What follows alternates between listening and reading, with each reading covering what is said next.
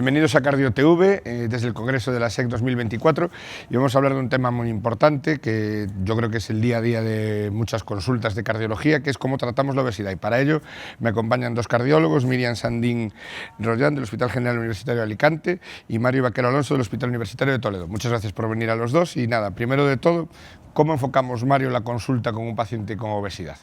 Bueno, yo creo que el paciente con obesidad hay que enfocarlo primero con mucha delicadeza, con empatía y siempre pidiendo permiso, ¿no? Porque tenemos que aceptar que los pacientes no nos ven como un aliado en lo que se refiere a la pérdida de peso, ¿no? Porque hemos estado muchos años convenciéndole de que perder peso es una cuestión únicamente de fuerza de voluntad, que es cuestión de caminar más y de comer menos. Y es decir, hemos trasladado toda la responsabilidad en la resolución del problema en el paciente, ¿no? Hoy sabemos mucho más de fisiología y sabemos que un paciente que intenta perder peso pues sufre unas adaptaciones hormonales, aumentan las hormonas que nos aumentan el apetito, disminuyen las que nos provocan la saciedad y se produce una termogénesis adaptativa, es decir, se produce una reducción del consumo energético, que es el verdadero freno que hace que nuestros pacientes no consigan perder el peso y sobre todo de manera sostenida, ¿no? Entonces, si nosotros empatizamos con nuestros pacientes, le explicamos el porqué de sus pérdidas, intentos frustrados de pérdida de peso, nos va a empezar a ver como un aliado y va a ser mucho más permeable a nuestras recomendaciones, ¿no? Que tienen que empezar lógicamente con la modificación en el estilo de vida. Y bueno, yo creo que es otro de los temas, ¿no?, que vamos a hablar ahora, ¿no? Miriam, un poco lo del tema de la modificación de los estilos de vida, ¿qué cosas hay que hacer? Ya sabemos todos, ¿no?, un poco por dónde van, ¿no?, pero ¿en qué hay que insistir? Pues exacto, yo creo que hay que definir, hay que dar mensajes muy claros, ¿no? Porque el paciente ya sabe, no es nada nuevo, que tiene que comer menos y caminar o, si no es caminar, hacer cualquier otro tipo de ejercicio con más frecuencia, ¿no?, y con más intensidad, pero no podemos quedarnos en esto, o sea, no se le puede decir usted coma menos y haga más ejercicio y perderá peso, ya lo saben, ¿no? La mayoría de gente que es obesa y que en algún momento de su vida ha intentado hacer peso, ha intentado hacerlo así. Y se consigue al principio, pero como bien ha explicado Mario, hay un punto a partir del cual el paciente haciendo eso ya no le baja más el peso, ¿no? Porque hay un mecanismo fisiológico que avisa al cuerpo estamos perdiendo peso y no podemos. Entonces hay que dar mensajes claros, no hay que decirle come menos y camina más, hay que decirle qué tiene que comer, sí, menos, cuánto, pero qué tipo de comida, qué tipo de dieta, qué tipo de alimentos tiene que evitar, qué tipo de alimentos tiene que fomentar. Y en cuanto al ejercicio, lo mismo, qué programa de ejercicios es el recomendado, que como uno puede comprobar cuando ahonda un poco en el tema, no es el mismo tipo de ejercicio para todos los pacientes o no se recomienda el mismo tipo, dependiendo de la edad, dependiendo del estado basal en el que el paciente empiece en ese momento a perder peso y de momento sobre todo a lo que tú persigas, ¿no? ¿Qué quieres conseguir? ¿Quieres que pierda peso y ya está? ¿O quieres que pierda peso y además gane calidad de vida, como sucede muchas veces en los pacientes con ciertas patologías como la insuficiencia cardíaca? Hay que definir muy bien qué tipo de dieta se recomienda y qué tipo de ejercicio y con qué frecuencia hay que hacer. Y bueno, si eso no nos llega, que desgraciadamente parece que muchas veces no nos llega, ¿no?, hay otras opciones, ¿no? Estamos con temas incluso cirugía, tratamientos farmacológicos. ¿Dónde nos movemos en estos momentos, Mario? A ver, tenemos que entender que para ir a retos ambiciosos de reducción de morbimortalidad, de remisión de patología asociada a la obesidad, pues tenemos que irnos a pérdidas ponderales por encima del 10 el 15%. Y eso lo consiguen menos del 20%, que es de los que solo aplican la modificación de estilo de vida, ¿no? Y con lo cual en esos pacientes en el que no lo consiguen, que insisto son la mayoría, hasta ahora esas cifras solo estaban accesibles para cirugía bariátrica, ¿no?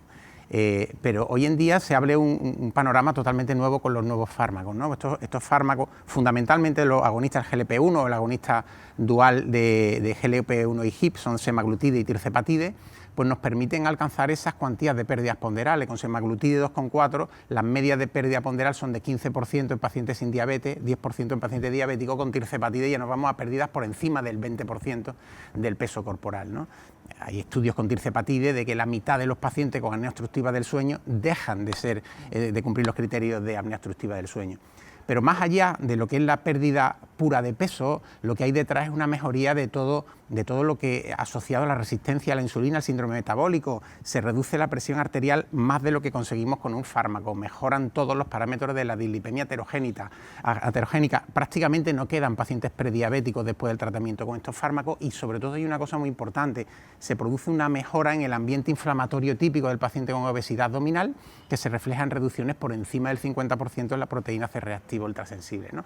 Es decir, todo esto y probablemente cosas que todavía no conocemos del mecanismo de acción de estos fármacos lo justifican que, por ejemplo, semaglutide demostrar un efecto antiaterogénico en pacientes diabéticos de alto riesgo de una manera independiente del peso, porque en el estudio Substance 6 la diferencia de peso fueron 5 kilogramos de peso porque solo se utilizó la dosis de 1 miligramo. Y recientemente se ha publicado el estudio SELECT, en que pacientes no diabéticos con IMC a partir de 27 se reduce su mortalidad cardiovascular, la tasa de ictus e infarto. Y esas curvas de supervivencia se separan antes de que el paciente pierda peso de manera ostensible, ¿no? Si tuviéramos que, Miriam, yo creo un poco por el tema de las indicaciones, ¿no?, de estos fármacos, un poco por qué pacientes, igual, o sea, por luchar por los pacientes hay que luchar por todos, ¿no?, pero a veces no podemos luchar por todos, ¿no? Entonces, ¿dónde podemos luchar más para que estos pacientes reciban estas opciones farmacológicas? Bueno, a ver, es fundamental que cuando, lo ha dicho Mario muy bien, cuando la pérdida de peso que persigues o que deseas en el paciente sea muy significativa por encima del 10%, seas muy consciente que no lo vas a conseguir solo con el estilo de vida y que te tienes que apoyar en ese tipo de fármacos, ¿no?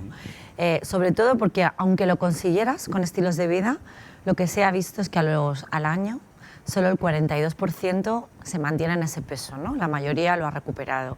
Y la forma de no recuperarlo es apoyándote en estos fármacos. Entonces, ¿en qué tipo de pacientes? En los que tú necesites una pérdida de peso por encima del 10%, por una necesidad imperativa, por una patología, ¿no? Tiene que perder peso sí o sí, o le ponemos prótesis de rodilla, que eso nosotros no lo vemos, pero lo ven otros compañeros, o en nuestros pacientes, ¿no?, que es lo que nos interesa, ¿no? Los pacientes cardiovasculares en prevención secundaria, que hoy por hoy es donde tenemos además la ficha técnica donde está permitido. Entonces, en los pacientes no hace falta ir a rangos de obesidad muy severos, con sobrepeso, con un índice de masa corporal por encima de 27 o ya más, ¿no? Obesidad. En prevención secundaria deberíamos de usarlos siempre. ¿Por qué? Porque producen una pérdida de peso que va a ser buena para la autoestima del paciente, para el control de la hipertensión arterial, de los lípidos y incluso de la diabetes. Podemos hacer que el paciente regrese de ser diabético a no serlo. No solo por eso, sino porque es que han demostrado un beneficio en términos de morbimortalidad cardiovascular. Entonces, no podemos no ponerlo. La pregunta no es en qué pacientes hay que ponerlo, sino en qué pacientes no hay que ponerlo de los pacientes en los que nos encontramos en nuestras consultas. Pues hoy por hoy prácticamente con un índice de masa corporal por encima de 27, si el paciente ha tenido un evento cardiovascular siempre, si no lo ha tenido hay que convencer al paciente para que se lo tome, para que no lo tenga. Bueno, yo creo que ha quedado todo el tema muy claro, no hay muchas dudas. El tema ahora pues será ver un poco la sesión, el que la quiera ver, porque bueno, esto es mucho más, ¿no?, que lo hemos hablado aquí, estamos hecho un resumen. Agradeceros a los dos por la claridad y nada, animar a la gente a que lo vea en Canal SEC. Gracias.